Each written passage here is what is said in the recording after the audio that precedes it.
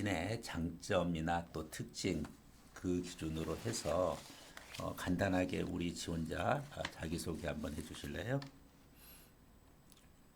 장점이나 특징으로 해서. 네네, 본인이 하고 싶은 자기소개 하면 됩니다. 네.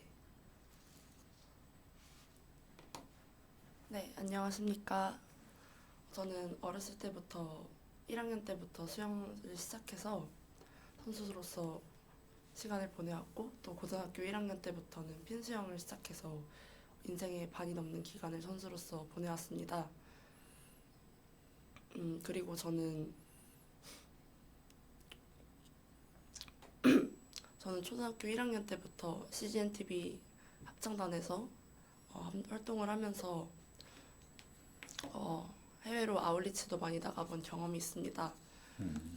거기서 아울리치를 나가서 마지막 날에는 수영장이 있는 숙소에서 아이들과 함께 그런 시간을 보내는 경험이 많았었는데, 초등학교 6학년 때 태국으로 아울리치를 가게 되면서 거기 있는 거기 현지에 있는 친구들과 또 저희 합창단 단원 친구들과 같이 수영을 하면서 제가 수영을 가르쳐준 그런 경험이 있습니다. 그렇게 아이들한테 가르쳐주면서 제가 좋아하고 잘하는 것을 가르쳐준다는 것이 굉장히 즐겁고 보람있는 경험이란 걸 깨닫게 되었고, 또 그러한 과정에서 제가 체육교사에 대한 길을 고민하게 된 것 같습니다. 그러한 동기로 연세대학교 체육과에 지원하게 됐습니다. 네네. 입학 후에 네. 좀 더 구체적으로 우리 대학에서 좀 할 수 있는 거, 또 뭐 주목해서 공부하고 싶은 거 그런 부분 거 있었나요? 저는 스포츠 심리학 수업을 가장 들어보고 싶었습니다. 제가 선수로서 생활하면서 일단 경기에 있어서의 어떤 훈련이라든지 체력적 요인에 더해서 심리적 요인이 경기력에 얼마나 큰 영향을 미치는지 선수로서 반복적인 경험을 했고, 저의 이러한 심리적 요인에 어떤 학문적인 원리가 있는지도 알고 싶었고, 또 나중에 학생들을 교육할 때도 이런 학생들의 심리적 이해와 또 동기부여가 중요하다고 생각해서 스포츠 심리학 수업을 통해서 그런 이론들을 배우고 또 적용 방안을 알고 싶었습니다. 네네.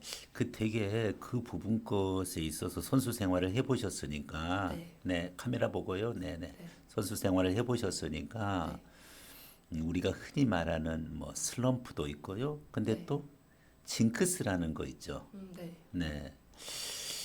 사실은 이것을 학문적으로 좀 입증하기가 조금 어려운 부분들이 있어요. 네. 본인이 이렇게 겪었던 슬럼프나 징크스 부분 것을 한번 소개해 주시고요. 이러한 부분 것을 체육교육 심리 차원에서는 어떤 방식으로 좀 연구하고 싶은지 이 부분 거에 대한 우리 학생의 의견 한번 얘기해 보실래요? 사실 전 선수 생활하면서 막 그렇게 큰 슬럼프는 사실 없었던 것 같습니다. 그리고 징크스 같은 것들은 저도 뭐 선수 생활을 하면서 이렇게 하면 더 잘 됐다, 이렇게 한 날은 좀 안 됐다 이런 것들이 있기는 했지만 웬만하면 그런 징크스를 안 만들려고 노력하는 편입니다.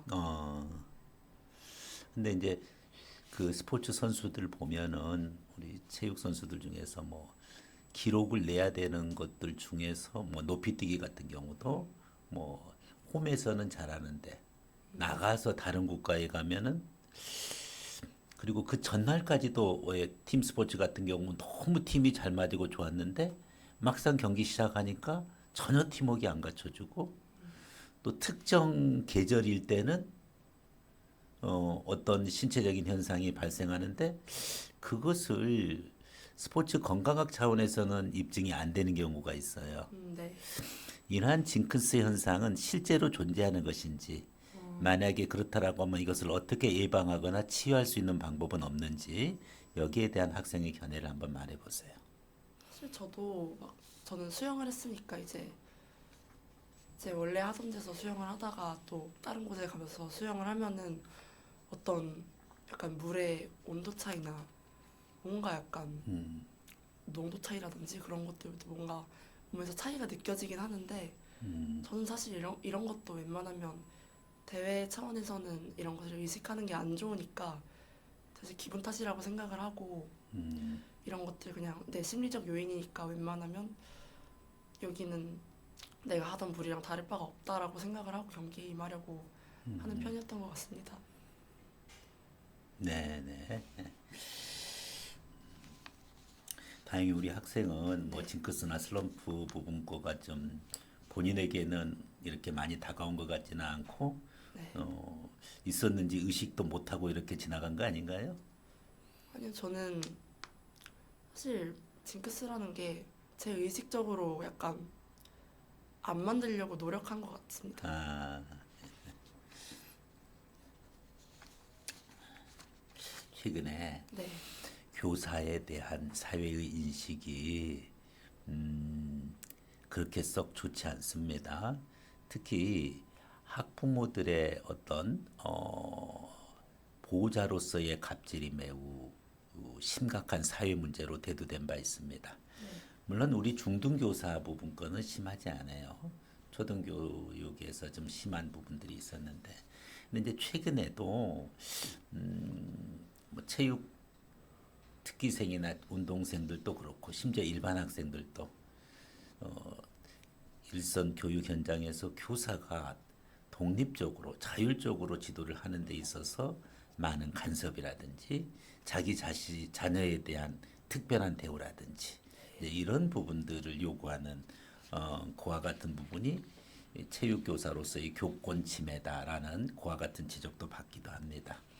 만약에 우리 학생이 교단에 섰고 그리고 학생들을 지도하는데 이러한 학부모들의 부당한 간섭이 있으면은 어떻게 대응할지 한번 말해 보세요. 사실 교사에게 있어서 가장 중요한 가치가 저는 공정함이라고 생각합니다. 다른 학생들에게 있어서 어떤 특혜적인 차별적 대우가 있어서는 안 되고 학생들을 공정하게 대해주는 것이 가장 교사의 중요한 원칙이라고 생각하고 이런 것들을 학부모들에게도 설명해 드려야 한다고 생각합니다. 이 학생에 대해서 특별하게 어, 대우할 수는 사실 교사로서 없는 거고 음, 그런 음, 단호히 네. 거부하실 수 있겠습니까? 교사로서 그래야 한다고 생각합니다. 네네.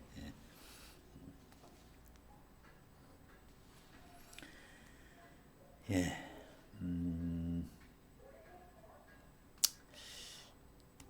우리 학생은 생각하기에 훈련 방법이나 교육 방법 중에서 특히 단기간에 목표를 올리거나 또 경기에서 우승하기 위해서 강한 훈련 방법도 있고 때로는 지도자들이 체벌을 하기도 합니다.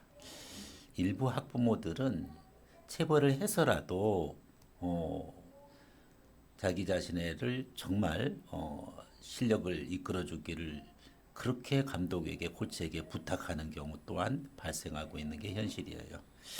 이런 부분들에 대한 우리 학생의 생각 얘기를 해주시고 특히 교육 윤리적인 측면에서 어떻게 대응해야 될지 말해보세요. 저도 요즘은 아니지만 어렸을 때 수영을 할 때 체벌을 받으면서 훈련을 한 경험이 있었습니다. 그렇게 해서 어떻게 단기적인 성과는 만들 수 있었지만 그러한 체벌로 인해서 만든 그런 과정과 또 노력은 장기적으로 지속되지 않았다고 생각합니다.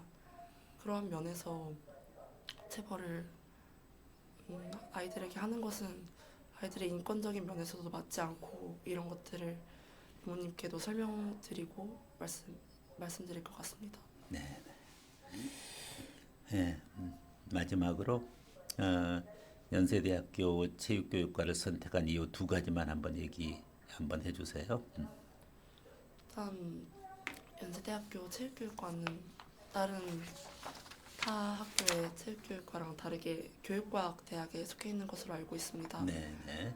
그래서 교육과정 자체도 어떤 뭐 보건이라든지 위생, 또 생리학, 아니면 기술적인 이런 과학적인 면과 연계가 돼 있는 그런 과정들이 많다고 여겼고 앞으로 미래에 또 과학적인 분야가 급속적으로 발전하고 있는 만큼 체육과의 연관성도 높아질 거라고 생각해서 후에 교사가 됐을 때 이러한 면들을 더 잘 알고 의사가 됐으면 좋겠다라고 생각해서 연세대학교가 더 끌렸던 게 가장 컸던 것 같습니다. 네, 수고하셨습니다. 네. 차렷, 네, 인사해 주시고요. 네.